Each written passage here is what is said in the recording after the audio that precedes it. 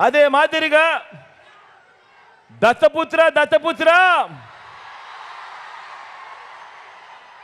దత్తపుత్ర దత్తపుత్ర పెళ్లికి ముందు పవిత్రమైన హామీలిచ్చి పిల్లలను పుట్టించి పెళ్లి కాగానే 4 ఏళ్లకు ఒకసారి 5 ఏళ్లకు ఒకసారి కార్లు మార్చేసినట్టుగా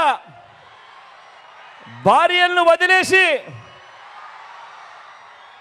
ఇప్పుడు నియోజకవర్గాల్ని కూడా అలవోకగా వదిలేస్తా ఉన్నావు.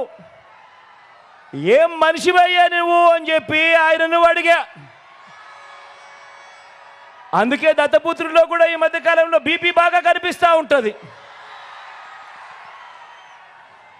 అయ్యా దత్తపుత్ర, ఒకసారి చేస్తే పొరపాటు, మళ్ళీ మళ్ళీ చేస్తే దాన్ని అలవాటు అంటారయ్యా దత్తపుత్ర. పవిత్రమైన సాంప్రదాయాన్ని నడి రోడ్డు మీదకి తీసుకురావడము, ఆడవాళ్ళ జీవితాలను చులకనగా చూపించడము ఘోరమైన తప్పు కాదా అని అడుగుతా ఉన్నాను. ఇది నేను అడిగితే తప్పు అట. నిన్ను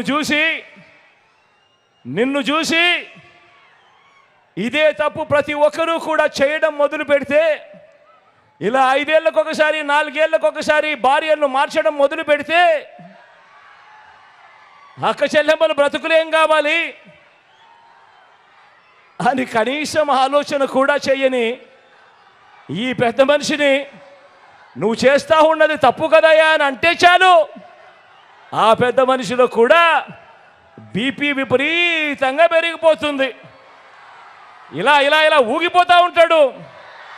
చేతులు ఊపేస్తాడు, కాళ్ళు ఊపేస్తాడు, తల ఊపేస్తాడు, అన్నీ ఊపేస్తాడు.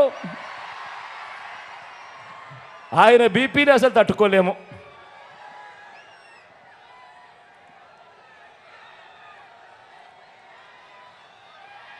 ఇలా